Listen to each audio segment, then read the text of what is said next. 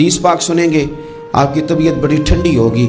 میرے نبی پاک صلی اللہ تعالیٰ علیہ وسلم نے ارشاد فرماتے ہیں کہ جو بندہ سوال سے بچنا چاہے گا، ارادہ کرے گا اللہ میں نے کسی سے نہیں مانگنا، فرمایا جو سوال سے بچنا چاہے گا رب اسے سوال سے بچا لے گا۔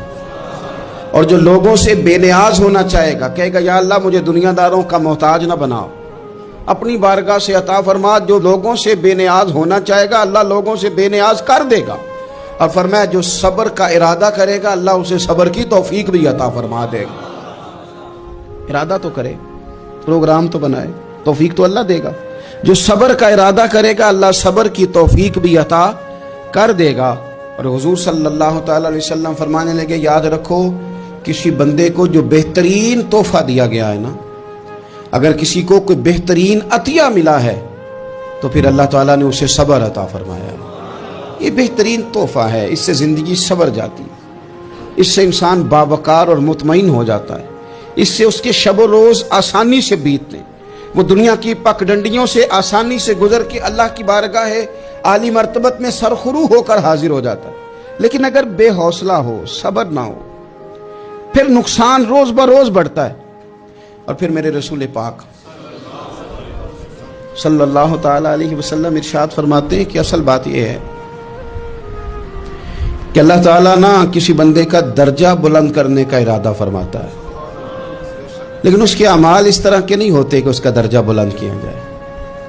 اب رب کیا کرتا ہے، اللہ تعالیٰ اس کو مال کی، جان کی، اولاد کی کسی مشکل میں ڈال دیتا ہے، اس مصیبت پر وہ بندہ صبر کرتا ہے تو اللہ تعالیٰ اس کا درجہ بلند فرما دیتا ہے۔ اعمال اس قابل نہیں تھے کہ درجات بلند ہوں، وہ اعمال کی بنیاد پر نہیں کر سکتا تھا تو اللہ نے کسی مشکل میں ڈال کے نہ اپنے فضل سے درجہ بلند کر دیا۔ اب جو راہ طریقت کا مسافر تھا، جو سلوک کی منازل طے کر رہا تھا، جو اللہ رسول کے قریب جانے چاہ رہا تھا، اس کے لیے کتنی آسانی ہو گئی کہ مجاہدہ تو زیادہ نہ کر سکا، کثرت سے نفلی صوم و صلات کا بندوبست تو نہ کر سکا، تھوڑا سا صبر کیا، رب نے اپنا اور اپنے محبوب کا قرب عطا فرما دیا۔ تو یہ تو آپ صبر کرنے کے لیے جب نکلے ہیں تو آپ نے تو رب رسول کو پا لیا۔ یہ صبر تو وہ والا سفر ہے جس کی جو منزل ہے وہ اللہ رسول کا قرب ہے۔ تو ہم لوگ تھوڑی تھوڑی باتوں میں حوصلہ ہار جاتے ہیں، صبر چھوڑ جاتے ہیں، پریشانی بڑھ جاتی ہے، پتہ نہیں ایسے محسوس ہوتا ہے کہ جیسے یہی بندہ دنیا کا سب سے دکھی بندہ ہے۔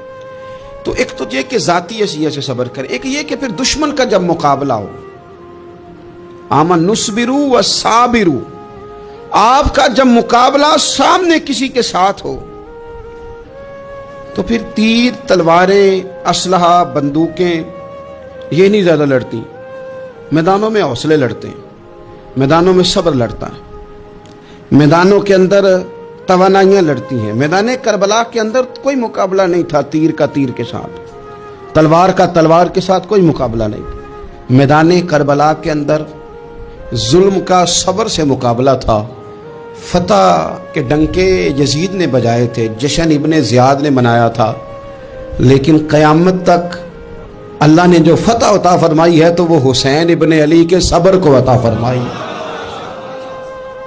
وہ سیدنا امام علی مقام کے صبر کو ملی۔ عزیز بھائی، صبر ہی ہمیشہ فاتح ہوتا ہے، صبر ہی جیتا کرتا ہے، صبر ہی کامیابیاں دیتا ہے، نتیجے صبر کے نکلتے ہیں، صبر کے، حوصلے کے نتیجے ہوتے ہیں۔